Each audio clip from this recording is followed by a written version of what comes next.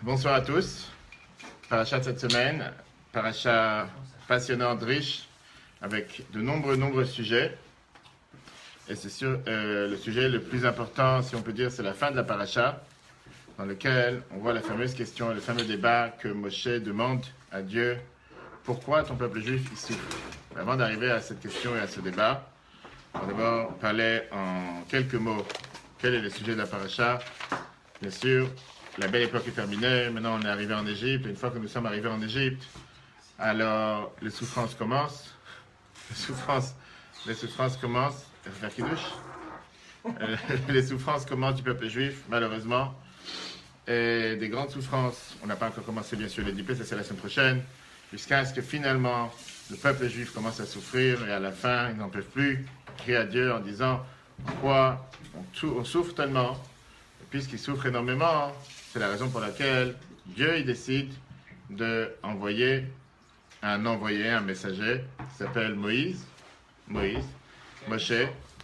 qui était inconnu jusqu'à présent, et il lui dit, va libérer mon peuple. Et là, on va voir ce qui est intéressant, comme quoi, on va voir quelque chose d'intéressant.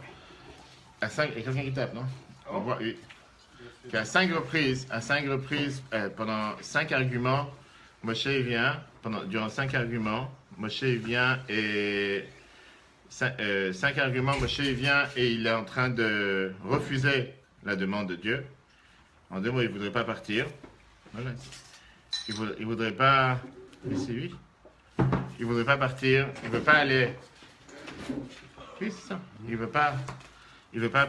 Non. Ici, pardon. Passionnante, riche. Non, mais. Désolé. En tout cas, il ne voudrait pas partir, Moïse, pour aller libérer le peuple juif. Il a 5 arguments. Il a 5, comment on appelle ça, 5 questions contre Dieu en disant non, je ne suis pas prêt, c'est pas moi, je ne suis pas adapté, c'est pas pour moi de partir, il y a quelqu'un d'autre qui devrait le faire à ma place, je bégaye, pourquoi tu veux que je parte? On n'a pas le temps ce soir d'analyser les 5 questions parce que c'est tellement détaillé et tellement riche. Mais ce qu'on va voir ensemble, c'est qu'on va s'arrêter sur la dernière question-réponse. La dernière question-réponse qu'on a avec Dieu, l'échange entre Dieu et Moïse, c'est la question qu'il lui dit, qu'est-ce qui se passe si le peuple juif va me demander comment tu t'appelles? Qu'est-ce que je vais leur répondre? Et là, Dieu, il lui donne une réponse en 3 parties. On verra, on va analyser ces 3 parties qui apparemment, au tout départ, n'ont pas l'air d'être claires. On va voir comment en réalité, ces 3 réponses, pas seulement qui sont claires, mais ça donne surtout une réponse pour nous de comprendre qu'est-ce que nous faisons en exil et pourquoi nous souffrons en exil et comment ça se fait qu'en exil, il y a tellement de souffrances. Est-ce que Dieu est parmi nous pendant les souffrances ou est-ce qu'il n'est pas parmi nous, etc. Et donc, un instant. Et donc, voilà, non, tu mets le nom. La question qu'on va voir ensemble, c'est d'abord, on va voir le début de la paracha. Et tout celui qui a vu la courte vidéo, les vidéos de 4-5 minutes qu'on a mis au début de la semaine dimanche, on a vu là-bas comment Dieu n'est pas venu apparaître au peuple juif bizarrement juste dans un fauteuil, mais c'était un événement particulier, c'était une vision particulière.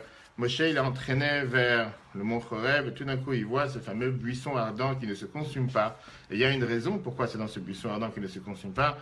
Et là, il voit cette chose bizarre. Il voit un buisson en feu et il voit qu'il n'est pas en train de se consumer. D'ailleurs, on n'a pas le temps de parler de ça aujourd'hui, on verra peut-être la semaine prochaine. C'est ce qui caractérise Moshe mieux que tout le reste, du fait que ce n'est pas quelqu'un qui restait à voir les choses et il n'en avait absolument rien à faire. Il voyait les choses se faire.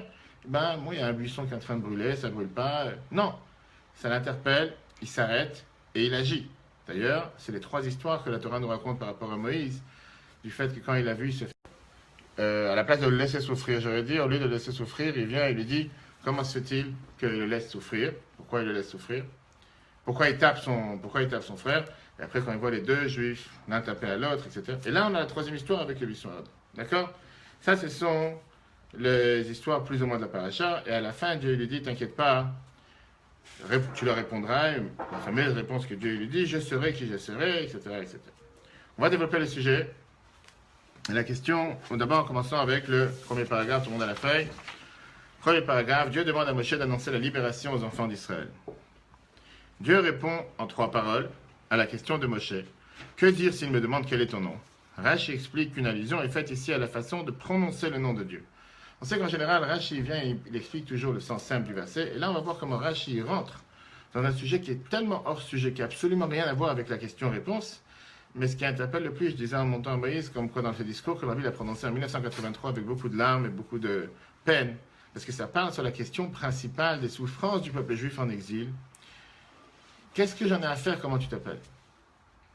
Quand tu vas voir quelqu'un qui est en train de souffrir, quelqu'un qui est gravement malade, et tu lui dis, tu sais, l'autre il m'a dit que demain tu vas être libéré, demain tu vas te sentir beaucoup mieux, demain tu vas être plus à l'aise. Il n'y a aucun malade qui va dire, c'est qui te l'a dit? Comment il s'appelle? Quelle taille? D'où il sort? La seule chose que la personne cherche, c'est à sortir de sa souffrance. Pareil, quand quelqu'un, que Dieu nous en préserve, quelqu'un il est en prison et que tu lui dis, t'inquiète pas, demain ça va aller mieux, il ne va pas te poser la question, mais qui t'a dit? Comment il s'appelle la personne? La seule chose qu'il cherche à s'arrêter de souffrir, que la souffrance s'arrête. Pourquoi il vient dans l'idée à Moshe de venir dire à Dieu, et qu'est-ce que je vais faire quand ils vont me demander comment tu t'appelles? Quel est ton nom? Et Dieu qui lui donne 3 réponses, comme on va tout de suite voir. Est-ce que c'est ça vraiment la seule chose que le peuple juif cherche après 86 ans d'esclavage, parce que c'était réellement l'esclavage dur à durer. C'est pas ça qu'il cherche. La seule chose qu'il cherche, c'est de pouvoir s'en sortir, de pouvoir arrêter de souffrir. C'est pas de savoir comment il s'appelle ou pas. Clair? Ça marche? Ok. Regardons le texte en français, Shemot. Moshe dit à Dieu, voici, je vais trouver les enfants d'Israël et je leur dirai, le Dieu de vos pères m'envoie vers vous. S'ils me disent quel est son nom, que leur dirai-je? Dieu répondit à Moshe, je serai qui je serai. Qui veut dire, et il ajouta, ainsi diras-tu aux enfants d'Israël, c'est Aïe qui m'a envoyé auprès de vous. Dieu dit encore à Moshe, ainsi tu diras aux enfants d'Israël, l'Éternel, le Dieu de vos pères, le Dieu d'Abraham, Yitzhak et Jacob m'envoie vers vous. Tel est mon nom à jamais, telle sera mon invocation de génération en génération. Bonsoir à tous. Et la réalité, c'est ce qui se passe avec la réponse. Donc ça, c'est la question-réponse. Il lui dit comment tu t'appelles et il lui dit je serai qui je serai. Mais on va voir, on va analyser tout de suite les 3 réponses que Dieu lui dit. Je serai qui je serai. Ainsi tu diras au peuple juif, hey, je serai, c'est lui qui m'a envoyé. Donc on peut croire que ça c'est vraiment la réponse. Encore une fois, Dieu dit à Moshe, c'est le Dieu de mes parents, le Dieu d'Abraham, le Dieu d'Yitzhak, le Dieu de Jacob qui m'a envoyé. C'est ce que Moshe devrait répondre. Et là, Moshe termine bizarrement en disant, ça c'est mon nom éternellement, et ça c'est ça c'est la manière de mon invocation, comment tu m'invoqueras de génération en génération. Ok. Viens Rashi, commentateur du Chumash, et lui il explique, qu'est-ce que ça veut dire? Ça c'est mon nom à jamais, le Olam. Le mot le Olam est écrit ici sans la lettre Vav, et se lit aussi le Alem, voilé. Mon nom ne sera pas prononcé tel qu'il est écrit. D'ailleurs, on sait très bien que dans la Torah, on n'a pas l'habitude de prononcer le nom de Dieu tel qu'il est écrit, même s'il est écrit Yud Ke Vav Ke. À la place, on dit toujours Hachem, on le lit différemment de qu'est-ce qu'il est écrit. Donc ça, c'est où c'est écrit. Donc Moshe, Dieu il a dit après Rashi, Dieu il dit à Moshe, sache qu'on ne me lira pas de la manière qu'on m'écrit. Okay. Telle sera mon invocation. Dieu lui enseigna comment prononcer son nom. Ado-Nai, au lieu de Ye-Ova. De même chez David, il a écrit Dieu c'est ton nom pour toujours. Dieu, c'est ton invocation de génération en génération. Ça, c'est le sens simple. Quand je dis c'est le sens simple, apparemment, ça ne veut absolument rien dire. Pourquoi?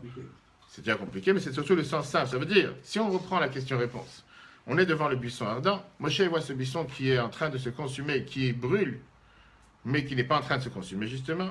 Et dit à Dieu, tu n'arrêtes pas de vouloir m'envoyer en Égypte pour aller libérer ton peuple. Après les autres 4 arguments qu'on n'a pas élaborés ce soir, là, il vient et dit, quand je vais aller les voir, je vais leur dire que tu m'as envoyé pour les libérer. Ils vont me dire, comment ils s'appellent? Qu'est-ce que je leur dirai? Dieu, il a donné 3 réponses. Première réponse, je serai qui je serai. Deuxième réponse, tu diras au peuple juif, c'est Aïe, qui veut dire je serai. Mais c'est Monsieur Aïe, on va voir après qui t'a envoyé. Et troisièmement, c'est le Dieu de nos pères, le Dieu d'Abraham, le Dieu d'Yitzhak, le Dieu de Jacob qui m'a envoyé, etc., etc. C'est-à-dire que Rashi, sens simple du verset, il explique ici la réponse de Dieu à Moshe. D'abord que le nom de Dieu est caché. Le nom de Dieu n'est pas dévoilé, il est caché numéro 1. Et deuxièmement, le nom de Dieu n'est jamais lu comme il est écrit. On aurait pu dire, si on s'arrête ici, si on termine le cours maintenant, qu'on a ici un débat de grammaire. Comment savoir lire le nom de Dieu? Moshe demande à Dieu, comment je dois te lire? Et Dieu lui dit, on ne me lit pas comme je suis écrit d'une manière, et je suis lu d'une autre manière. Sans rentrer dans les détails de ce qu'on appelle la grammaire, le dikdouk en hébreu, il y a beaucoup de fois dans la Torah, dans Sefer Torah, dans le Chumash, dans les Siddur, etc., il y a ce qu'on appelle le kri et le ktiv. Kri, c'est comment on est lu. Ktiv, c'est comment c'est écrit. Et plein de fois, il y a un mot qui est écrit d'une manière, qui est prononcé, qui est lu d'une autre manière. Donc, au moment où on en tient, pour l'instant, ce qui nous paraît vraiment totalement bizarre, le peuple juif en train de souffrir, Moshe demande à Dieu, mais qu'est-ce que je vais leur dire? D'où je sors? Qui m'a envoyé? Et là, Moshe dit à Dieu, tu sais quoi? Dieu dit à Moshe, pardon, dis-leur qu'on ne me lit pas comme on m'écrit. Ok, je n'ai pas compris la réponse. C'est pas ça que je t'ai demandé. Je t'ai demandé pourquoi le peuple juif il souffre. Et surtout, qu'est-ce que je vais leur répondre? Qui m'a envoyé? Il ne s'interroge pas d'abord sur la réaction de Paro avant de s'interroger sur l'action du peuple? C'est-à-dire, pourquoi Pharaon il a redoublé les efforts? Non, mais d'abord, il va pour libérer le peuple juif qui est emprisonné chez l'homme le plus puissant du monde. Exact. Et il se pose la question, qu'est-ce que le peuple va penser? Il ne se dit pas, est-ce que Pharaon va me laisser? Ça, c'est pas un problème. Ça, on n'a pas un problème, ça ne nous dérange pas tellement Pharaon, parce qu'encore une fois, il vient en mission de Dieu. Il va confronter Pharaon. Là, il va parler au peuple. Il va savoir qu'est-ce qu'il va dire au peuple, d'où je sors, d'où je viens, etc. Là, il va demander ici deux questions qui nous dérangent. C'est un commentaire de Rashi qui est apparemment très bizarre. Pourquoi ce commentaire il est très bizarre? Parce que Rashi, presque jamais, il vient s'arrêter sur la différence de détail entre comment on écrit et comment on lit. Numéro 1. Parce qu'on sait très bien que Rashi, il parle au sens simple. Et on sait très bien que Rashi, en général, il parle pour un enfant l'âge de 5 ans. Et Rashi dit clairement qu'il a fait en sorte d'expliquer les choses de la manière la plus simple possible. Il n'y a personne à... Personne du contraire. Mais justement, c'est ça que l'habitude demande. Un enfant de 5 ans ou quelqu'un qui commence à découvrir Rashi ne se pose pas la question est-ce qu'on sait lire ou est-ce qu'on va lire de cette manière, écrire de cette manière. Ça veut dire qu'il y a certainement ici une autre question. Il y a quelque chose de beaucoup plus profond dans ce verset que Rashi veut nous expliquer. Pourquoi Rashi a dû se forcer à nous sortir quelque chose hors du contexte pour nous dire qu'on parle ici que ce n'est pas vraiment la réponse à la question, mais il lui dit que mon nom il est caché. Parce qu'on a dit à l'heure que Léolam, on peut l'écrire avec un vav, et quand on l'écrit sans vav, c'est Léalem qui veut dire quelque chose de caché. Mon nom il est caché, mon nom il n'est pas vraiment visuel, tu ne peux pas le voir, tu ne peux pas le prononcer. Quel enfant se pose cette question? Moshe a posé une question simple. La question la plus simple que Moshe a demandé, c'était qu'est-ce que je vais leur dire? Qui m'a envoyé? Qui est cet être ou qui est cette personne qui a décidé à un moment, à un simple moment, venir et dire vous allez être libérés? Et comme on va être énombré plus tard, et qu'est-ce que j'en ai vraiment à faire? En train de souffrir, savoir comment il s'appelle ou pas. C'est pas ça vraiment la question. Si on analyse maintenant la question que Moshe a demandé, disons qu'il a voulu vraiment savoir quel est le nom. Il a demandé à Moshe comment tu t'appelles. Pardon, il a demandé à Dieu comment tu t'appelles. Qu'est-ce que Dieu lui a répondu? Comment on le lit? Il n'a pas répondu à la question. Dieu lui a dit sache que je suis écrit d'une manière et je suis lu d'une autre manière. Et dit d'une autre manière aussi. Exactement. Mais ce n'est pas la première fois qu'on parle de Dieu dans la Torah. On a déjà eu tout un chumash derrière. C'est si Dieu vraiment il est en train de vouloir expliquer à Moshe comment il doit être lu ou comment il doit être écrit. Il y avait des autres fois, des centaines de fois qu'on a parlé avant de Dieu, qu'on aurait pu à ce moment-là nous expliquer comment il faut être lu, comment il faut être écrit. Pas besoin d'arriver ici pour nous le dire. Et surtout, ça c'est la question que les Al-Sheikh demandent, quelle est la question et quel est le rapport avec la question que Moshe a demandé. Regardons dans le texte. Ce commentaire de Rashi soulève plusieurs questions. 2. Le commentaire de Rashi paraît très loin du sens littéral. De plus, pourquoi ne pas avoir précisé plutôt la façon de prononcer le nom de Dieu? Regardons ici la première phrase. Principe de Rashi, chapitre 12. Rashi ne s'arrête pas en général sur les nuances textuelles, si un mot est écrit en toutes lettres ou pas. Car l'enfant de 5 ans, pour lequel Rashi a adapté son commentaire, n'est pas dérangé par cela. Si Rashi s'arrête dessus, c'est pour répondre à une autre question dans le sens du verset. Il y a certainement quelque chose d'autre ici. Et d'ailleurs, voilà une des explications que le Al-Sheikh vient et nous dit. En quoi, de façon, prononcer le nom de Dieu est en rapport avec notre texte? Cela ne répond pas à la question de Moshe. Quel est son nom? Il aurait fallu plutôt préciser cette information. Dès la première fois où le nom de Dieu est mentionné dans la Torah, préciser le fait qu'il ne se lit pas tel qu'il écrit. Aucun rapport avec le sujet et la raison où on en tient aujourd'hui. Pour ça, on est obligé de dire que Rashi a vu qu'on allait avoir des questions différentes de qu'est-ce qu'on s'est posé jusqu'à présent.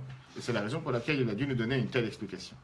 Essayons d'analyser ensemble en oral les questions que chacun de nous il aurait pu se demander avant de commencer à rentrer dans les détails.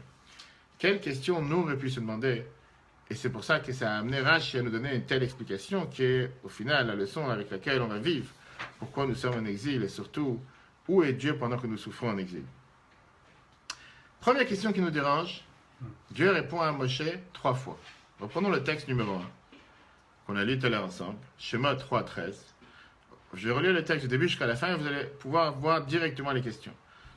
Commence comme ça. Moshe dit à Dieu, voici je vais trouver les enfants d'Israël et je leur dirai, le Dieu de vos pères m'envoie vers vous, et s'ils me disent quel est son nom, qu'est-ce que je leur dirai? Que leur dirai-je? Très bien. Ça, c'est la question de Moshe. Qu'est-ce que Moshe? Dieu répond, regardons les détails. Dieu répondit à Moshe, je serai qui je serai, je serai qui je serai. Et il ajouta, ainsi diras-tu aux enfants d'Israël, c'est qui m'a envoyé auprès de vous. Dieu dit encore à Moshe, ainsi tu diras aux enfants d'Israël, l'Éternel, Yeshua, le Dieu de vos pères, le Dieu d'Abraham, Yehova, le Dieu de vos pères, le Dieu d'Abraham, le Dieu d'Israël, le Dieu de Yaakov, m'envoie vers vous. Tel est mon nom à jamais, telle sera mon invocation de génération en génération. Et la question que je demande, oui, premier paragraphe. On a revu le premier paragraphe. Oui, on a monté le premier paragraphe. C'est tout à l'heure. Premier paragraphe. Hein? Pourquoi il dit vos pères? Alors ça c'est un détail. Parce qu'il dit à Moshe quoi répondre. Moshe ne va pas dire de mes pères. Quand Moshe parle au peuple juif. Nos pères. Oui, mais on dit oui, il va parler au peuple juif. C'est-à-dire le fameux Dieu que vous connaissez depuis tout le temps. Très bien. La question numéro 1, pourquoi Dieu a parlé 3 fois? Pourquoi il doit dire 3 paroles différentes? Et surtout qu'à la fin, on voit que va Yomer Od Elohim, Dieu il a rajouté. Qu'est-ce que tu n'as pas dit au départ que tu dois rajouter encore? Pourquoi il ne peut pas donner sa réponse en une fois? Pourquoi il doit donner ici 3 caractères, 3 détails différents? Numéro 1. Numéro 2, il y a ici une contradiction entre le début et la fin. Au départ, qu'est-ce qu'il dit?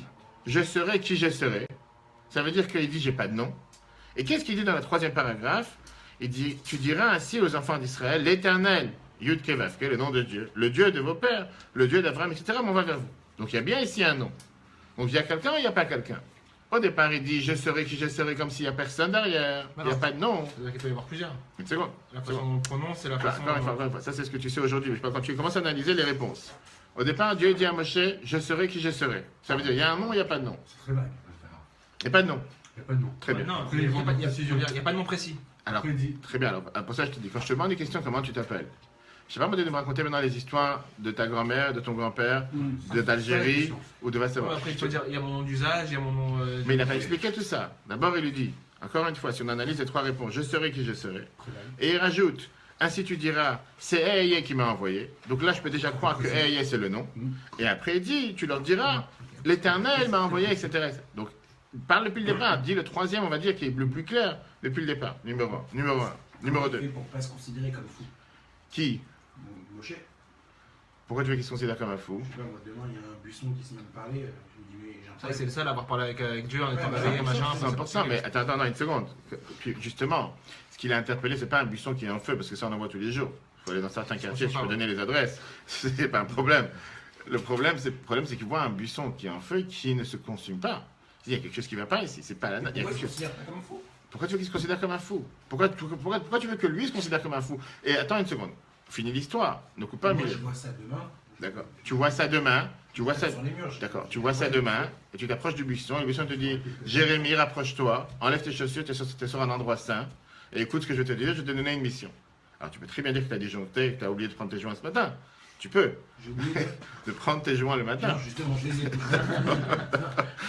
Tu peux très bien vouloir dire que il y a quelque chose qui ne va pas. Mais quand tu prends quelqu'un comme tu prends quelqu'un comme Moïse qui voit cette scène se dérouler devant lui, ça l'interpelle. Et justement, on a dit tout à l'heure, c'était tout à l'heure quand on a dit ça tout à l'heure, la Torah te raconte ici 3 épisodes de la vie de Moïse jusqu'à 80 ans. Rien d'autre.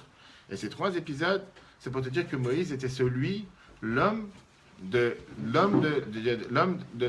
qui a toujours su pas seulement réagir, mais être en avant des faits, ne pas se laisser surprendre et ne pas faire comme s'il n'a pas été au courant et il ne sait pas. Moshe était les seules histoires que la Torah te raconte, c'est des histoires pour te dire que c'était l'homme de la situation, que dès qu'il voit que quelque chose se passe, ça l'interpelle. Pas il vient et il dit, bon, j'ai vu quelque chose, on avance. Non, il n'est pas en avance. Pourquoi la Torah n'a pas choisi de te raconter des autres histoires de la vie de Moïse? Les seules histoires que la Torah te raconte, c'est à chaque fois une histoire dans laquelle tout d'un coup il voit quelque chose et il se dit, il faut que je fasse quelque chose, il faut que je bouge. Et ça, c'est ce qui a fait en sorte qu'il est devenu le leader du peuple juif. Parce qu'il n'est pas resté insensible, il n'est pas resté comme s'il n'est pas au courant de ce qui se passe, il ne voit pas Au contraire, ça l'a interpellé. Ce que beaucoup d'entre nous, si ce n'est pas nous tous, on a continué notre route. Tu vois un buisson qui brûle, tu vois que je n'ai pas besoin de prendre. Moshe n'était pas dans cet état.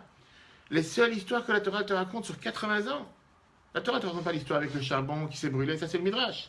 La Torah te raconte seulement les faits dans lesquels, à chaque fois qu'il a vu quelque chose, c'est pas il s'est dit... l'histoire du charbon et tout. C'est pas dans la Torah, c'est dans le Midrash. Pas dans le Chumash, je veux dire. Dans le Midrash. La Torah te dit, Asur Ana Ver. C'est le commentateur de la Torah. Encore une fois, Oui, c'est ça. je t'ai expliqué, tu as Ah, quatre c'est manières. évident. Tu as quatre manières d'expliquer la Torah. Tu as le C'est sens sous-entendu. simple. C'est pas sous-entendu. Il y a le sens simple, le sens profond. Ouais. Tu as le sens profond, le sens simple, le sens littéral. Mais là, la Torah, elle te dit les phrases que Moshe il emploie. Il dit Assour, j'ai envie de me rapprocher et voir pourquoi ce buisson ne. Et moi, j'aurais dit continue ta route. De quoi tu te mêles? Au contraire, aujourd'hui, on aurait dit si tu restes à côté, on va te soupçonner que c'est toi qui as mis le feu. C'est comme ça qu'on aurait pensé aujourd'hui. On va dire c'est toi qui as mis le feu au sapin, c'est toi qui as mis le feu à la forêt. Avance, qu'est-ce que tu restes? Non, Moshe, il ne peut pas rester sans bouger. Moshe se dit je dois rester, je dois faire quelque chose, je dois agir. Et quand il entend que Dieu vient et lui dit telle est ta mission, là, il commence à parler avec Dieu. Dieu lui répond. Donc, c'est pas ici qu'il est tombé sur la tête et qu'il se pensait que c'était pour répondre à Jérémie. Ok. On est bien obligé de dire que la troisième réponse que Dieu dit à Moshe, le Dieu de l'Éternel, Dieu de vos parents, etc., c'est pas en contradiction avec le départ. Mais bien au contraire, ça rajoute et ça explique tout ce qu'on a dit jusqu'à présent. Regardons ici dans les trois. Développement. L'intérêt des deux premières. Alors, on va voir ensuite, c'est pas deux premières, troisième, c'est un ensemble. Nous, on l'a expliqué, on le comprend comme si c'est trois différentes réponses de Dieu. C'est pas trois réponses, c'est vraiment quelque chose qui est une seule chose. Regardons les trois. Rachi vient répondre à une question générale sur le texte. Dieu parle encore pour expliquer les deux premières paroles. Qu'est-ce qui n'était pas clair dans les premières paroles de Dieu, au point que Dieu a dû ajouter une nouvelle parole? Dieu dit encore. De plus, la dernière parole évoquant le fait que c'est Dieu qui envoie, contredit les paroles précédentes dans lesquelles il a indiqué que c'est Ehyeh qui envoie.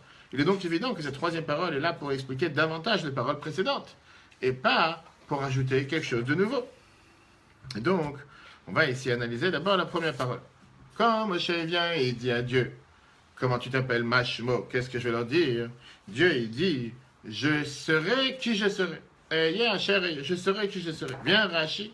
Et Rachi te donne l'explication, je serai avec eux dans cette souffrance. De la même manière que je suis avec eux dans cette souffrance, je serai avec eux dans toutes les autres souffrances. Qu'est-ce que cela veut dire?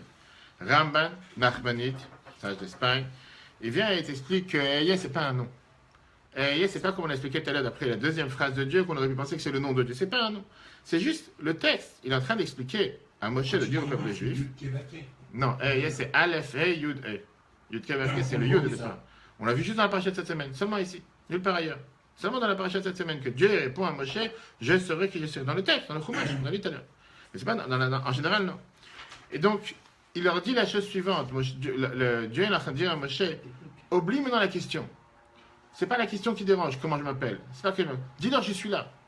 Bon, qui tu cherches? Tu cherches qui est là, je sais pas, pour mettre la machine en route? Je suis là, je suis présent. Tu juste appuie le bouton, je réponds. C'est comme dans les hôpitaux, des fois, quelqu'un dès qu'il est dans une chambre, on te donne un bip pour appeler les infirmières. Comment savoir comment elle s'appelle l'infirmière? Tu t'appelles Catherine ou tu t'appelles Sophie. Tu as un bouton, l'infirmière elle arrive. Dis-leur que le bouton il est là. Ça c'est la réponse que Moshe a répondu. Que Dieu a répondu à Moshe. Il n'y a pas besoin de savoir le nom. Pourquoi il n'y a pas besoin de savoir le nom? Parce que je serai tout le temps avec eux. Je serai tout le temps avec eux quand ils sont en train de souffrir. Je suis présent avec eux. Ça c'est la première Quand réponse. Moshe pose la question, il est pas bête. On va y arriver. Une seconde, on va y arriver. On va y arriver. Ça c'est la première réponse. D'accord? Et donc, il te dit, il n'y a pas besoin d'avoir une autre preuve. Parce que je suis présent avec eux. Et le fait que je suis présent, c'est comme si je te dis, tu appelles quelqu'un quand il n'est pas là. Quelqu'un qui est là, tu ne l'appelles pas. Il est devant toi, il est présent. S'il est présent, tu n'as pas besoin de l'appeler. Tu appelles quelqu'un qui n'est pas là. Alors, si tu appelles quelqu'un qui est devant toi, hein, il y a quelque chose qui ne va pas. Tu as besoin de l'appeler. Il est devant toi, tu as besoin de l'appeler. Moi, Dieu répond à Moshe, je suis présent, je suis là, tu as besoin de m'appeler. Si tu voudrais savoir quel est son nom, s'il n'est pas là, il est à l'extérieur, il est autre part, tu veux savoir comment il s'appelle l'autre.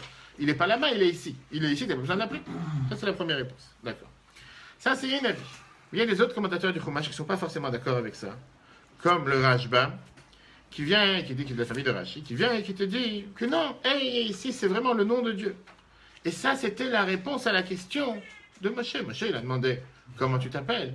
Il a répondu, ça, c'est mon nom. Très bien. Et la question qui nous dérange, c'est pourquoi Rashi n'a pas choisi cette explication simple. Il demande une question, il a telle réponse. Surtout que ça aurait été beaucoup plus compréhensible pour nous que quand je te demande une question, comment tu t'appelles, et tu me réponds, je dis, ça c'est mon nom. Très simple. Pourquoi Rashi devait encore détourner? Je reviens dans les quatre. Analyse. Première. Pourquoi il répond au passé? Pourquoi passer c'est au futur? Je serai. Pourquoi passer c'est au futur? Ah oui. Je serai. Je serai avec eux dans les prochaines souffrances, de la même manière que je suis avec eux dans ces souffrances. Regardons Rashi. Rashi te dit, je serai qui je serai. Mais non, ça, je serai qui je serai, il répond les deux au futur. Pourquoi il n'y a pas une partie du futur avec On du va y présent arriver, passé? on va y arriver. Je serai avec eux dans cette détresse. Encore une fois, n'oublie pas que la détresse, elle n'est pas encore terminée. D'accord? On est en plein exil. Pour l'instant, on n'a pas encore fini l'exil. Pour l'instant, on va commencer maintenant la période des diplômes, etc., etc. Donc, dis-leur que je serai avec eux dans cette détresse, de même que je serai avec eux au cours de leur asservissement par les autres royaumes tout au long de l'exil. Viens, Nachmanide te dit, l'attention de Rashi. Et Moshe demanda à Dieu de lui dire le nom, c'est-à-dire de façon de comprendre l'existence et la providence. Dieu répondit, pourquoi en ont-ils besoin? Ils ont besoin d'autres preuves que du fait que je serai avec eux. Dans toute leur détresse, ils m'appelleront et je leur répondrai. Pas besoin de savoir mon nom. Viens le Rashbam et te dit non, car je ne connais pas ton nom spécifique pour la libération d'Égypte. Et donc, forcément, quand on dit ici, c'est forcément le nom de Dieu. Tout ce qu'on vient de voir jusqu'à présent, pour celui qui est ici en ligne, celui qui va écouter après, si on va dire, si on est rentré dans les petits détails, pour comprendre qu'est-ce que Rachid a voulu nous dire, etc. Maintenant, on va rentrer dans le vif du sujet, qui est les questions que le rabbi demande.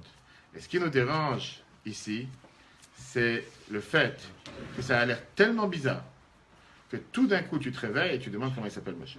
Où tu étais jusqu'à présent? Moshe n'a pas parlé avec Dieu jusqu'à présent. Les patriarches n'ont pas parlé avec Dieu jusqu'à présent. Le peuple juif n'est pas au courant qu'il y a un Dieu jusqu'à présent. C'est quoi cette question qui nous paraît si bizarre que Moshe vient et dit à Dieu, qu'est-ce qu'on va faire quand le peuple juif va me demander comment tu t'appelles, qu'est-ce que je leur dirai? Comme s'il découvre un nouvel être. Il découvre qu'il y a un Dieu sur terre qui vient et qui dit qu'il va libérer le peuple juif. Et jusqu'à présent, ils n'étaient pas au courant qu'il y avait un Dieu. C'est quoi cette question qui est tellement... Et ça, c'est ce qui dérange vraiment Rashi. Ça dérange Rashi de savoir que tout d'un coup, il y a ici une question qui est posée qui n'a pas de sens. C'est pas la question. On ne peut pas dire un instant que jusqu'à présent, on est presque dans l'année 2400 ans d'histoire, personne n'est au courant qu'il y a un Dieu. On découvre maintenant qu'il y a un Dieu et que Moshe, il vient, je n'aurais pas dit naïvement, il demande à Dieu, mais qu'est-ce que je vais leur dire? Qui est cette personne? Et là, on a tout ce débat, si je m'appelle Yeh, m'appelle...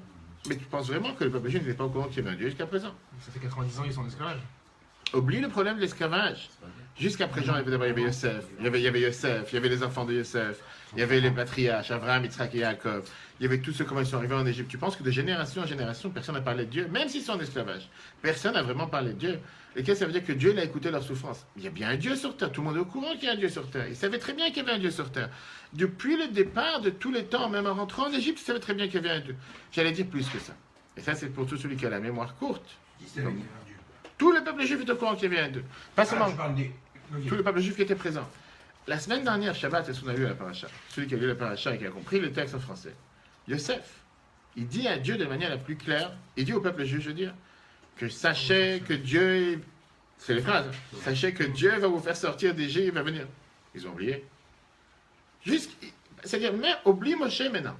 Il savait très bien, depuis la semaine dernière, avant le début de l'esclavage, C'est normal. qu'il y aura une seconde, qu'il y aura une Ça fait période. combien de temps qu'ils sont en esclavage? Non, au total, la vraie esclavage, c'était 80 ans. 80 ans. Oui, 86 exactement, la vraie esclavage. Voilà. Mais d'abord c'est court quand tu parles par rapport au terme de ce qu'il y avait à l'époque. Pas aujourd'hui, encore une fois. Par rapport, tu parles au terme de l'époque. Donc c'est pas court, très bien. Mais alors, tu parles par exemple des grands-parents. C'est une génération, quoi. C'est une génération. Généralement, tu dis, en fait, il n'existe plus. Et c'est un peu comme Mais les gens qui ont vécu la Shoah, on ne peut pas leur dire. alors prends l'inverse. Prends l'inverse. Anti-religieux, je comprends. Prends l'inverse. Prends la question à l'envers. Il y a 80 ans, quelqu'un vient et te dit Dieu il va venir vous libérer d'Égypte. Toi, tu es passé devant le buisson. Et la voix du buisson est sortie et dit Jérémie va libérer mon peuple. Toi, tu viens voir le peuple juif. Tu dis maintenant j'ai la mission de vous libérer. Il saute de joie.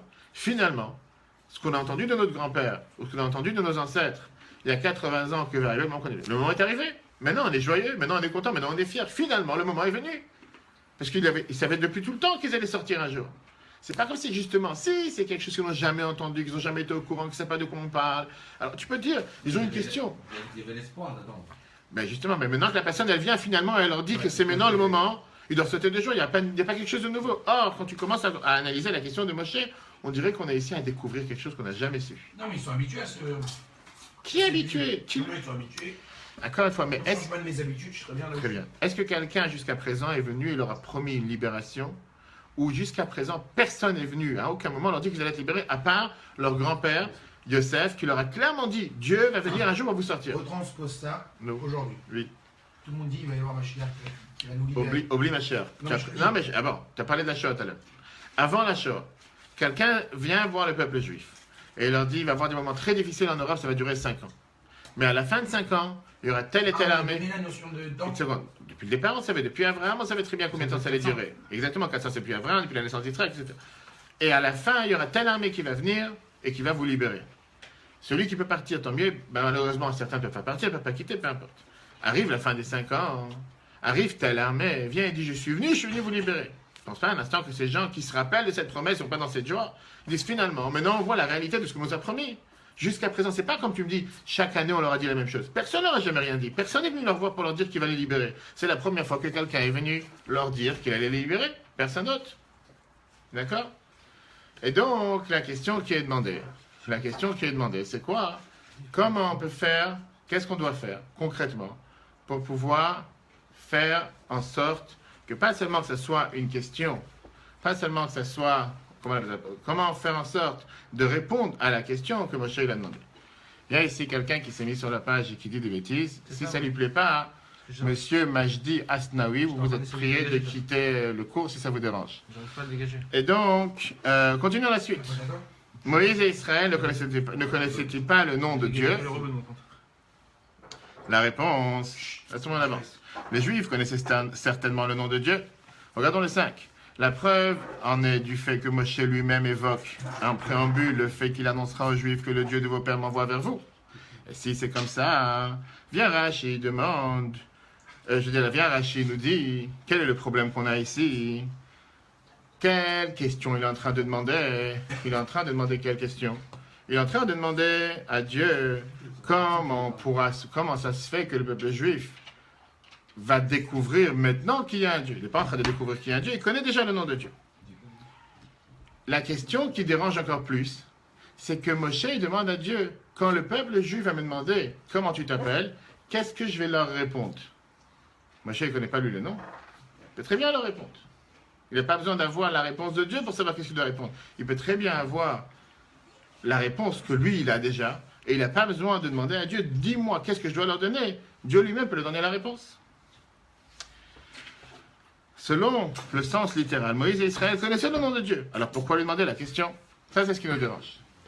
Analysons, on a la réponse. Viens, Narpanite, qu'on a dit tout à l'heure. Il a dit que quand Moshe a demandé quel est le nom de Dieu, il n'est pas venu demander la question comment Dieu s'appelle. Parce que si c'est pour savoir comment Dieu s'appelle, on le sait déjà. Il est venu demander la question de quelle manière Dieu va nous libérer d'Égypte. Est-ce que ça va être avec le nom Kel Shakai, ça veut dire de manière cachée, avec des miracles cachés, ou bien ça va être avec la miséricorde, avec des nouveaux miracles, des choses qui n'ont jamais existé dans l'histoire, quelque chose qu'on va pouvoir remarquer et savoir qu'il y a un Dieu sur terre. Ça, c'était ce qu'ils ont demandé, ça c'est la question que Dieu a demandé. En deux mots, je voudrais savoir de quelle manière Dieu va nous libérer. Regardons ici dans le 6. Analyse des commentateurs sur le sens de la question, quel est ton nom? Comme on l'a dit tout à l'heure, la question n'est pas ici une question, comment tu t'appelles, mais de quelle manière il va sortir. Comme on l'a dit, si tu viens une fois voir un prisonnier, et tu lui dis que bientôt on va te sortir de prison, le prisonnier, pas forcément, il va te demander la question, comment je vais sortir? Est-ce que je vais sortir avec un hélicoptère ou je vais sortir avec une voiture? Pour lui, la seule chose qui l'a intéressé à sortir, c'est de sortir tout court. Il n'est pas forcément intéressé à savoir les détails, quoi et comment. Ça, c'est la question que la Bible demande. Regardez les 6 ensemble. Moshe dit, ils me demanderont si ma mission est par la tribu de Sha-Dai, qui est dans les patriarches, pas de miracle caché. Ça, c'est le Bechaï qui nous dit cette réponse. Ou par une miséricorde suprême qui fera des merveilles inédites. Ils veulent savoir comment on va être libéré. Et le Rabbi qui demande, je ne pense pas que ça les dérange. Je ne pense pas qu'à un tel niveau de souffrance, la seule chose qui les dérangeait de savoir, c'est s'ils vont être cherchés en hélicoptère ou vont être cherchés en voiture. La seule chose qui les intéressait, c'est de pouvoir sortir. Pas de savoir de quelle manière ils vont sortir ou pas. Ça, c'est la question qui les dérange. Regardez la question que Rabbi demande. Pourquoi serait-il intéressé à savoir la façon et l'attribut divin par laquelle la délivrance viendra? Il veut simplement être libéré de ce dur asservissement au plus vite. Et surtout, pourquoi aurait-il un doute concernant l'identité de l'attribut divin? Il est clair qu'une délivrance provient de la miséricorde. Quand tu vas libérer un peuple qui est opprimé, qui est en train de souffrir depuis 86 ans, c'est pas la force des choses, c'est pas ici quelque chose qui est fait avec la rigueur et avec le jugement, c'est fait avec la miséricorde, c'est la pitié. Donc quel est le doute tout d'un coup? D'abord le premier doute de savoir est-ce qu'on va sortir en voiture ou en hélicoptère, ça n'a pas de sens, c'est pas ça la question. Et le deuxième point, c'est, même si c'était la question, Moshe avait déjà la réponse, et encore une fois, le point principal ici que la Bible demande sur la question, c'est que on sait très bien que Dieu leur a plein de miséricorde pour les sortir et qu'ils vont sortir avec la miséricorde. Et on sait très bien qu'ils cherchent à sortir. Ils ne cherchent pas ici à savoir ni comment, ni quoi, ni par quel nom, etc. Jusqu'à présent, encore une fois, on est rentré dans la deuxième étape du sens simple. Première étape, c'était tout d'abord de comprendre l'analyse que Rashi a fait pour nous dire est-ce qu'on lit Dieu d'une manière ou est-ce qu'on l'écrit d'une autre manière. et qu'on a essayé de comprendre par rapport aux différents commentateurs qui étaient de savoir est-ce que la question et la réponse étaient ici juste une simple question d'identité, comment tu t'appelles, quel est ton nom, et la réponse de Dieu. On a à ça répondu en disant que ce n'est pas forcément une question d'identité, ça n'a rien à voir avec le nom, ce n'est pas forcément le nom qu'on sait. Et comme la dernière question que la Bible a demandé, parce que d'abord le nom on le connaissait depuis longtemps, ce n'est pas le nom qu'on cherche à savoir, on cherchait à savoir plus de quelle manière on allait sortir. Sur ça, la Bible pose encore une question. Je ne pense pas que ça c'est ce qui les dérangeait à ce stade, pas de savoir comment ils allaient sortir, pour la simple raison que le plus important qui les intéressait et qui les touchait, c'est de pouvoir sortir sans savoir si c'est de telle ou telle manière, ni même savoir comment il s'appelle, parce que si tu penses vraiment que jusqu'à présent, le peuple juif n'est pas au courant de comment Dieu il s'appelle, c'est une erreur de penser une chose pareille.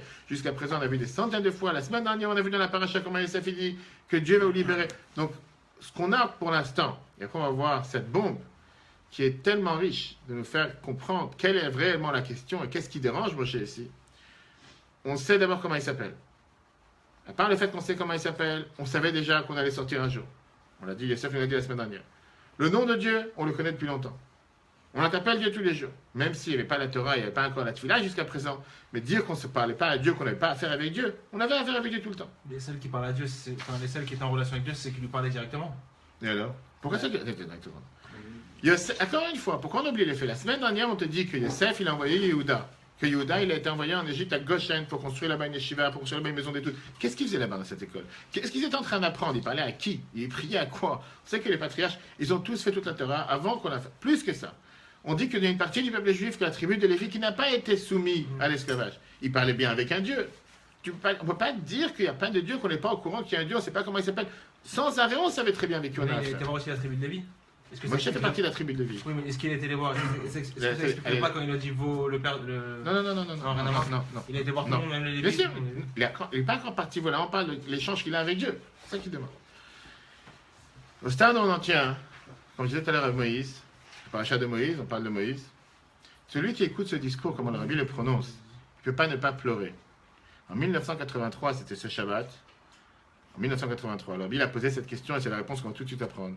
Rabbi, il parlait de tout son cœur. Il y a pas mal de discours comme ça, quand Rabbi parlait sur la sécurité d'Israël, quand Rabbi parlait des souffrances du peuple juif, quand Rabbi parlait avec tout son cœur d'une manière qui, ça déchire rien qu'à entendre. Mais c'est-à-dire c'était l'être lui-même qui parlait, comme si Rabbi il interpellait Dieu par rapport à nos souffrances qu'on a aujourd'hui en exil. Et c'était plein de peine et plein de souffrances. C'est quelqu'un qui vivait au moment où il entendait ce discours. Il dit, mais c'est des questions réelles qu'on se pose. Rabbi vient ici nous expliquer qu'en réalité, la question n'a rien à voir avec tout ce qu'on a dit jusqu'à présent. Bien sûr qu'il y a toutes les différentes manières d'expliquer la Torah, les différents commentateurs, on n'enlève pas. La question qui nous dérange ici, c'est que Moshe, il n'a pas une intention à demander à Dieu par quel moyen tu vas les sortir. C'est pas ça qu'il cherche. Oui, par rapport aux autres commentateurs, oui. C'est pas ce qu'on va voir maintenant. Numéro 2, Moshe sait très bien que le peuple juif ne va pas venir et demander comment tu t'appelles. D'abord, ils savent, et même s'ils ne savent pas pour certains, c'est pas ça qui les dérange. Quand Moshe vient avec la question en disant « Mashmo, comment tu t'appelles ?» Moshe est en train de dire à Dieu, le peuple juif va venir me dire « Qui est ce Dieu qui laisse souffrir son peuple pendant 86 ans avec un tel esclavage, avec une telle souffrance ?» Et tout d'un coup aujourd'hui, maintenant qu'on a été tellement déchirés, martyrisés, torturés, aujourd'hui il arrive à me dire « Je vais te sortir. » Où tu étais jusqu'à présent? Où tu étais jusqu'à présent que je disais tout à l'heure, j'étais en train de dire dans la voiture, en train de monter, je disais « Vois les phrases que la Bible emploie. » Pharaon, il se baigne dans le sang des enfants juifs tous les jours. C'est la réalité, la Torah nous dit. 300 000 enfants ont été tués pour que monsieur se baigne, ce tyran, se baigne dans le sang des enfants juifs du matin, tous les jours. Jusqu'à présent, on n'a pas entendu parler de Dieu. Des souffrances atroces, pas comme la Shoah, sans minimiser, 4-5 ans. 86 ans d'esclavage. De pire en pire. Comme on verra le discours la semaine prochaine, pourquoi Pharaon il a été puni, si c'est Dieu qui a endurci son cœur, la réponse en avance, c'est parce que Dieu ne lui a jamais demandé d'être si méchant que ça. Oui, on devait passer par l'exil, on devait passer par la case exil en Égypte. C'est à quoi Dieu lui a demandé? Tu vas la dire la semaine prochaine. Tu vois que la semaine prochaine, on n'arrête pas de dire que Dieu il a endurci son cœur. Ah, voilà. Alors on te dit, si Dieu a endurci son cœur, pourquoi il a été puni? La réponse que nos sages nous disent, c'est que Dieu ne lui a pas demandé de faire les choses de manière si tordue et si méchante et si mauvaise. On devait, c'était prévu que le peuple juif devait passer par un case Égypte, exil, pour pouvoir recevoir la Torah et s'en sortir. Mais c'est pas pour autant que tu dois faire les choses avec un tel, un tel engouement, avec une telle joie, avec un tel zèle. C'est comme si je dis, des fois tu dois punir un enfant, ou des fois tu dois crier sur quelqu'un, un employé. C'est pas pour autant que tu dois le faire avec tout. À la fin, tu dis, ah, quel kiff, j'ai réussi à le mettre à sa place, j'ai réussi à l'envoyer balader. Il y a des fois que tu dois faire certaines choses, mais ça te fait de la peine que tu dois le faire. Des fois, tu dois crier sur un enfant parce qu'il a fait quelque chose qu'il ne fallait pas, un mauvais comportement, mais ça te fait de la peine que tu cries sur ton enfant et après tu te sens pas bien toute la journée. Même si tu le punis qu'il ne pourra pas aller à une sortie ou qu'il ne pourra pas faire telle ou telle chose, après tu te sens mal à l'aise. Tu dis, mais j'avais pas le choix, il fallait qu'il comprenne la leçon. C'est pas que je voulais pas le faire. Là, Moshe vient et dit à Dieu, mais tu te rends compte? Tu veux que je vois un peuple qui est en train de souffrir, qui souffre avec des atrocités impossibles. Pharaon, encore une fois, on n'a pas le temps de rentrer dans les détails. Au départ, le décret, c'était quoi? D'abord qu'ils n'aient pas de rapport, qu'il n'y ait pas d'enfant. Après, on a vu que ça ne marchait pas, puisqu'à chaque fois qu'ils avaient des rapports, qu'ils avaient un enfant, il y avait 6 enfants qui apparaissaient d'un coup. Il y en a qui disent 6, il y en a qui disent 12.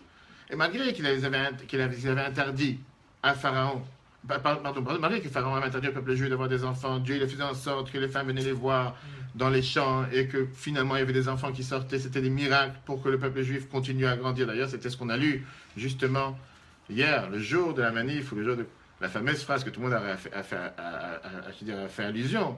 C'est que dans la paracha qu'on a lu dans le Chumash, c'était la fameuse phrase de Kaasher, il y a nous auto, ken yebev et ken yifrot. Plus on fait souffrir le peuple juif, plus il va se multiplier et se fructifier. Dieu ne fait pas les choses par hasard. Mais ça, c'est ce qui se passait en Égypte. Pharaon, il a vu que son complot n'a pas marché, il a décidé de quoi?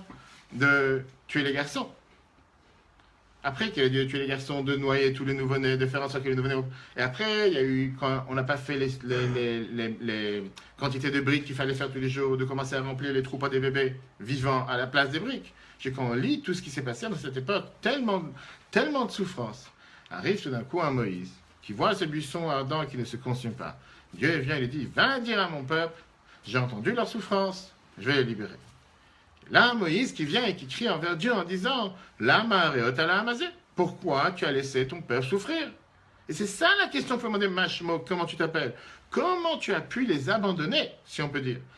Ne faire comme s'ils n'existent pas pendant tellement de temps, les laisser souffrir, et tout d'un coup aujourd'hui tu apparais, alors qu'il y a tellement de mal qui se passe avec eux, avec leurs enfants. Et donc... Ces personnes qui ont perdu leurs enfants oui. pendant cette période-là, et ils ont le sûrement à Dieu Nous. de ce qui leur arrive. C'est la question que Moshe demande. Ouais. Donc ces personnes-là qui sont restées bloquées en Égypte, on dit qu'il n'y a qu'un cinquième qui est sorti. On va voir le décompte après quand on arrive à Béchalam. Et est-ce que ces personnes-là, ils sont plus... Ils sont pas punis. Ils Ils sont pas punis. D'abord, on n'a pas parlé d'en vouloir. On en tient pour l'instant à la question que Moshe vient et dit, si maintenant tu t'es rappelé d'eux, pourquoi tu t'es pas rappelé plus tôt? Pourquoi tu te rappelles d'eux juste aujourd'hui après 86 ans d'esclavage? Où tu étais jusqu'à présent? Pourquoi tu t'es pas rappelé d'eux il y a 86 ans? Pourquoi tu les as laissés tellement souffrir? Et la question que la Bible explique, et c'est dommage, on peut l'écouter en Yiddish un jour, la Bible détaille en disant, Dieu il était assis où? Dans un palais, en train de s'amuser sur un fauteuil dans son palais. Je suis pas là, je suis absent. Ah, il souffre. Ah, c'est vrai, on va faire quelque chose. Ça, c'est ce que Moshe est en train de demander à Dieu. Où tu étais jusqu'à présent? Et Moshe, une seconde, et Moshe qui continue, pas juste, qu'est-ce qu'eux ils vont me demander? Moshe il continue, on a vu tout à l'heure les 3 différents détails. Moshe il dit à Dieu, qu'est-ce que moi je vais leur dire? Moi aussi j'ai la même question. Parce que moi aussi je ne comprends pas. Moi aussi je ne comprends pas une telle question. Et quelqu'un demande la question, exactement la même chose pour les souffrances de notre génération. Le Rabbi il explique tout ça en détail pour dire que c'est la même question que nous avons aujourd'hui. Le peuple juif souffre. Des fois quelqu'un a une souffrance personnelle. Des fois quelqu'un a un malheur. C'est exactement la même chose, parce qu'on ne peut pas, d'abord, on ne peut pas comparer les souffrances. Bien sûr, c'était l'esclavage d'un peuple entier, tout le peuple juif dans le même endroit.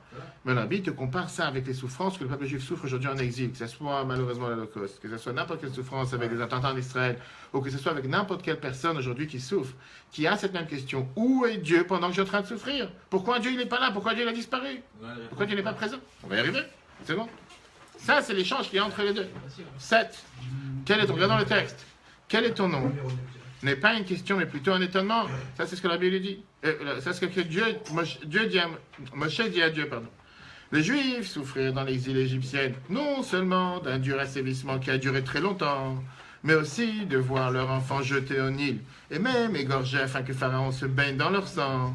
Alors si cette aggravation fit que Dieu eut pitié de ses enfants pour les libérer, pourquoi, dès le départ, Dieu rendit possible un exil aussi dur et durant si longues années? Quel nom, quel attribut divin peut-il rendre possible un tel exil redoutable et durant de nombreuses années? Ça, c'est la question par excellence que Moshe il demande à Dieu. Sur le côté, selon Rashi, quel est ton nom? C'est une question posée par Moshe et Israël. Quel attribut divin peut justifier un exil aussi long et aussi Amer. La durée, elle est secondaire. La première question, c'est pourquoi c'est D'abord, tout court, c'est ce qu'on vient voir, tout court. Où tu étais jusqu'à présent? Pourquoi tu les as laissés souffrir tellement? Ça, c'est la question qui les dérange. Quelle était la réponse? On l'a vu tout à l'heure. Dieu lui a dit, je serai où je serai. Je serai avec eux dans cette souffrance, de la même manière que je serai dans les prochaines souffrances. Dieu lui dit, dis au peuple juif que c'est une erreur de penser que je ne suis pas avec eux en train de souffrir. Je suis avec eux dans leur souffrance. Je ne me suis jamais caché, jamais disparu. Je ne suis pas un capitaine qui s'est enfui du bateau. Je suis avec eux dans le bateau qui leur paraissait en train de couler. Je suis avec eux présent dans leur souffrance. Pas seulement je suis présent avec eux, à côté de leur souffrance, mais je m'associe avec leur souffrance. Je suis dans leur souffrance. Nous, on le sait. On vient de lire il y a 2 semaines, le jour du Ditevet, le jour de jeûne, dans les Slichot. Bechol tsaratam lotza, qu'à chaque fois que le peuple juif souffre, Dieu aussi souffre. C'est sa propre souffrance. Lui aussi, il est en train de souffrir. La Torah nous dit, comme le Zohar nous dit, Shrinta begaluta la Shrina, la divinité est en exil. Dieu, il n'est pas assis au paradis. Qu'est-ce qui se passe aujourd'hui qu'on est en exil? Dieu, il a les sacrifices qu'il avait au temps du temple. Dieu, il a les services qu'on aurait dû faire le peuple juif en temps du temple. Il n'a pas tout ça. Lui aussi, il est en train de souffrir. Ça, c'est la première réponse que Dieu donne à Moshe. On a vu tout à l'heure qu'il y avait 3 réponses. D'abord, dis-leur une chose, que quand il vient te demander où il était, où il a disparu, c'est une erreur de penser que j'étais pas là. Je suis présent avec eux dans leur souffrance, je souffre avec eux dans leur souffrance, et je suis avec eux dans leur souffrance. Sauf, c'est pas fini. Parce que la question revient. Peut-être que Dieu était présent avec eux et qu'il n'est pas parti d'eux. Pourquoi tu laisses cette souffrance se passer? Arrête la souffrance. Tu as la capacité de pouvoir stopper cette souffrance. C'est toi qui as dirigé le monde, c'est toi qui dirige la planète. Stop cette souffrance, qu'elle s'arrête, tu peux l'arrêter en un instant, si tu as vraiment envie. Là, la réponse que Dieu dit à Moshe, qu'on a vu tout à l'heure, le 3e débat, en disant « Je suis le Dieu de leur père, qui m'a envoyé, Zeshmi leolam ». Et là, on vient à ce que Rachel dit tout à l'heure, il ne faut pas lire le mot comme il est écrit, il faut lire le mot comme on le lit. Qui veut dire, si tu lis le mot comme il aurait dû être écrit, avec un vav qui veut dire « c'est mon nom éternellement », ça veut dire que ça, c'est mon nom. Rachel vient te faire allusion en te disant « lis-le de la manière comme il est écrit », qui veut dire « l'ELM », c'est quelque chose de caché. Qu'est-ce que ça veut dire? Dieu a dit, je suis présent, je souffre avec eux. Mais la réponse, pourquoi les souffrances se passent, je ne peux pas te la donner aujourd'hui. Cette réponse, Tu peux pas quoi? je ne peux pas te la donner aujourd'hui. Je ne peux pas.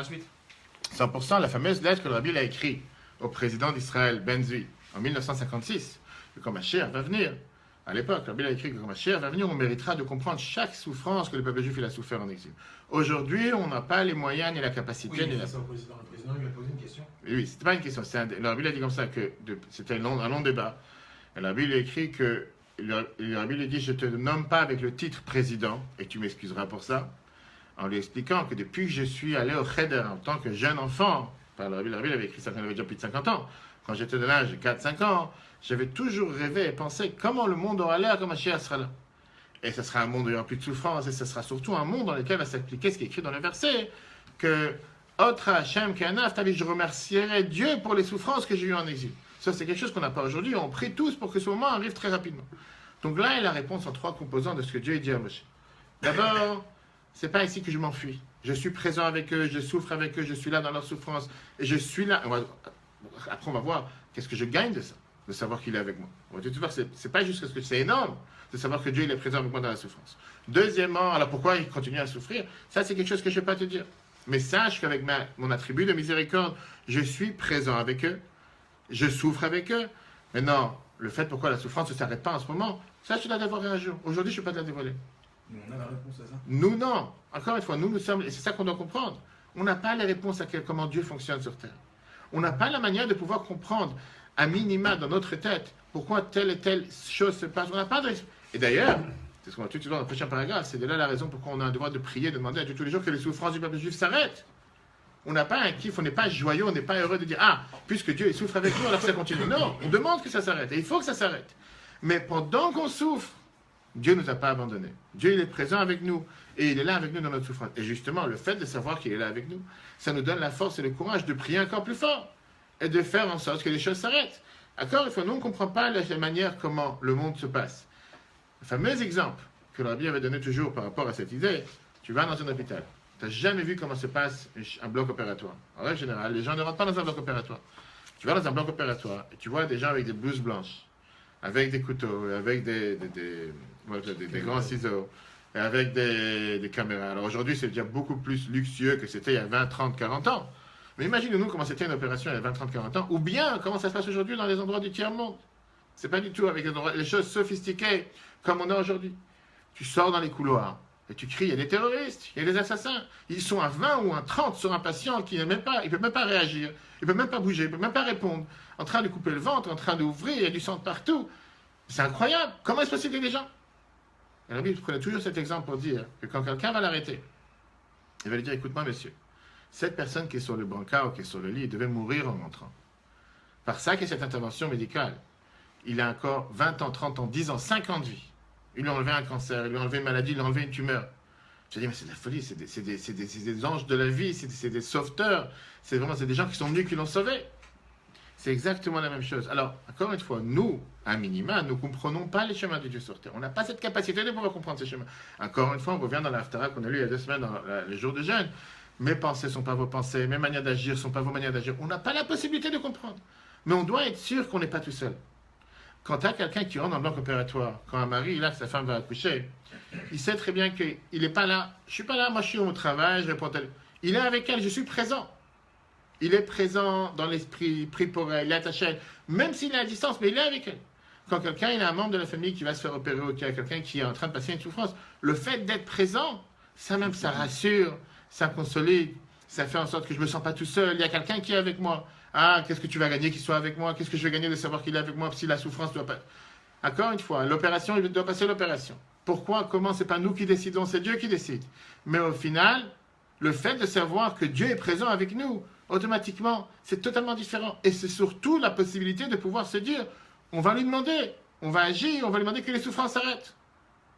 Ça, c'est ce que Dieu il a répondu à Moshe. Si jamais ils vont te demander la question que Moshe demande, mais où tu étais jusqu'à présent? Comment ça se fait que tu n'as pas agi jusqu'à présent? Pourquoi tu leur as laissé souffrir jusqu'à présent? La réponse, elle est, dis-leur que j'ai jamais disparu. J'ai toujours été présent avec eux.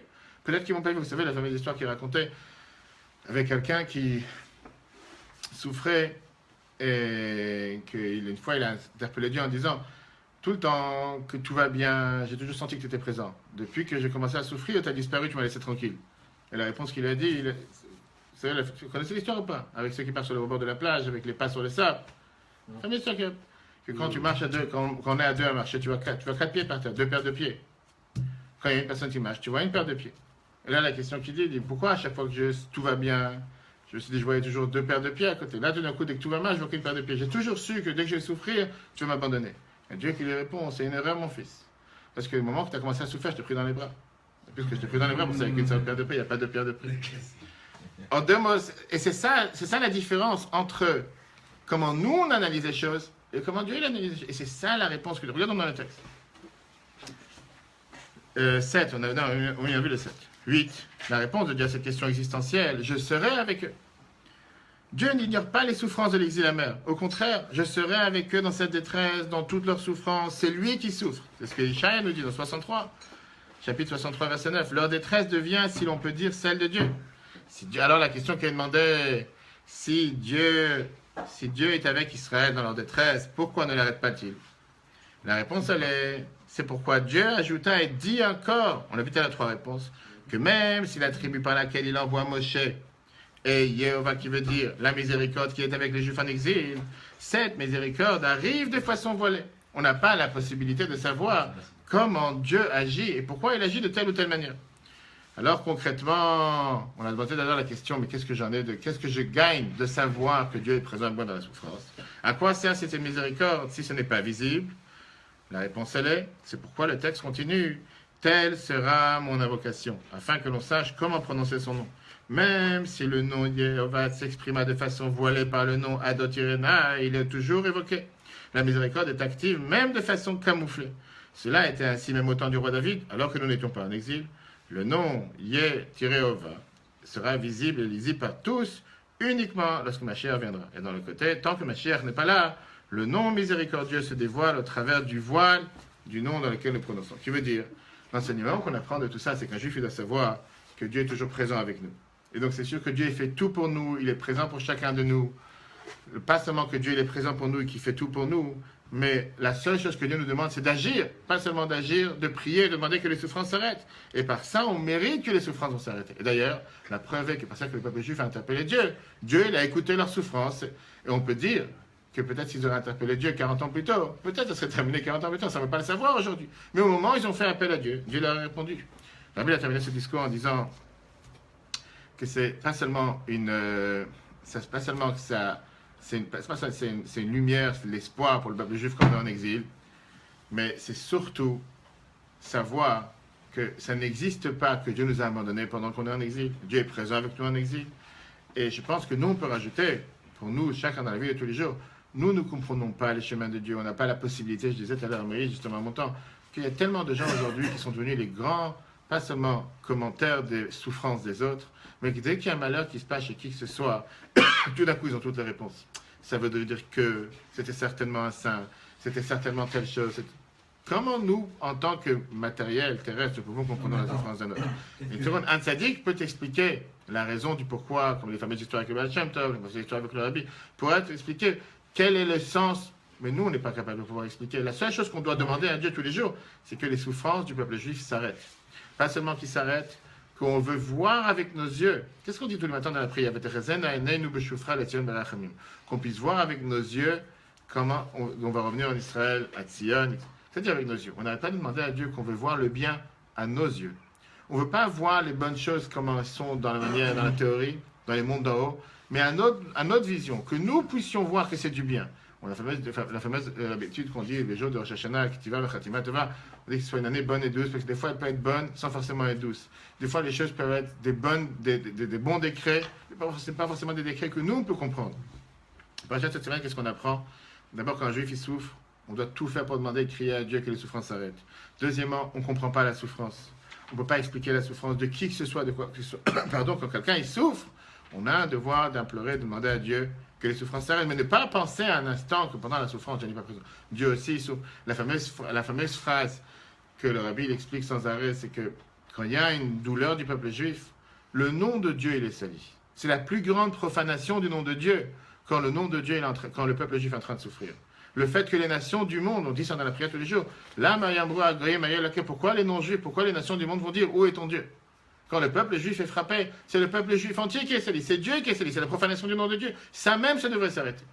C'est ce qu'on apprend à la parasha cette semaine. Moshe l'a demandé, au final il l'a obtenu. Si Dieu veut, la semaine prochaine, on verra comment commencer les 10 plaies, les 3 plaies. Il y a tellement d'explications intéressantes sur pourquoi on devait passer par les 10 plaies. Si au final c'est la dernière plaie qui a fait en sorte que finalement on est sorti, on aurait pu commencer par la dernière en premier et éviter cette période d'un an qui a duré, etc. Pourquoi Pharaon était puni tellement de sujets, mais ça c'est pour la semaine prochaine. Bonne soirée à tous.